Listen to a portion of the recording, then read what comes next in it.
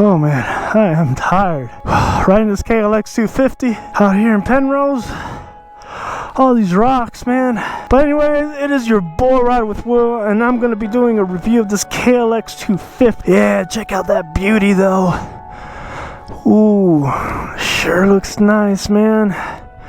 Beautiful bike, man. By the way, I got a fatty tires, the MX 216s, and I got the 505 cheaters. I'm going to be doing a review of that as well. You know, go ahead and subscribe, hit that bell button so you can be updated. And again, sorry if I'm breathing hard because I'm a little winded. I'm out in Penrose Commons, and as you guys probably know, Penrose Common is a very rocky trail. A lot of hills and a lot of descents with big rocks in the middle like this. I'm sure video does not do justice of how big these rocks are, but they're pretty large. First thing about the KLX250, if you're doing roads like this, dude, this thing is perfect, man. It can do little jumps, little tiny jumps, you know. It's a capable machine, man. This KLX250, you know, can cruise on wide open trails no problem.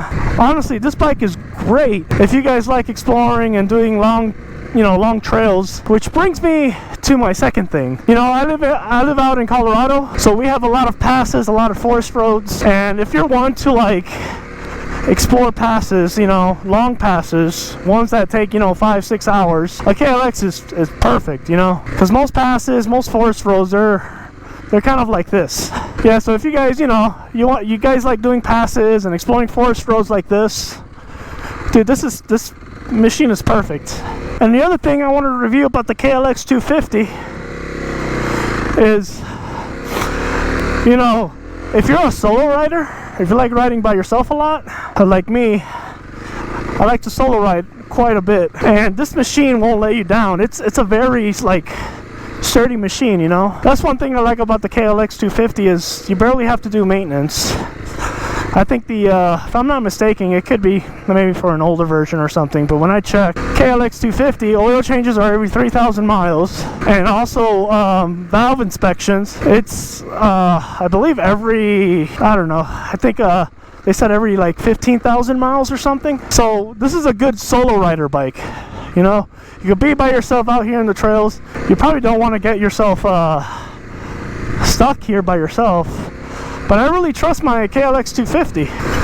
So a KLX is a great machine. It's a true 50-50 dual sport. It actually feels a lot nimbler than my DRZ. I feel like the DRZ will struggle on these rocky trails right here. These guys can keep up more or less with KTM's and you know, the other two-strokes and performance dirt bikes. However, like when it gets really rocky, this bike has a tendency to like want to throw you off, and it doesn't absorb rocks very well. It's a very bumpy machine. It's not that smooth. Like for instance, like these rocks right here in the middle, it does them, but it's not like my TE300, the one that I test drive. It's definitely not that smooth. I have no problem, you know, chugging along and keeping up with my dirt bike buddies. Sure, I'm not the fastest, but it does it. It'll chug right along, you know. And that's another thing too, guys. If you guys want a good workout, go ahead and buy yourself a KLX250. This thing is 300 pounds of a pig. Get your move on.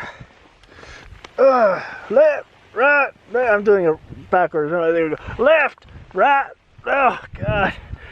Just from that, I already burned about 1,200 calories. Overall, I would say this is a good bike. This is the bike to say it gets the job done. This is something you want to take on passes, long trips. It could do technical, don't get me wrong. I did a few technical trails here in Penrose, and it was pretty tough on this. It bounced me quite a bit on the rocks,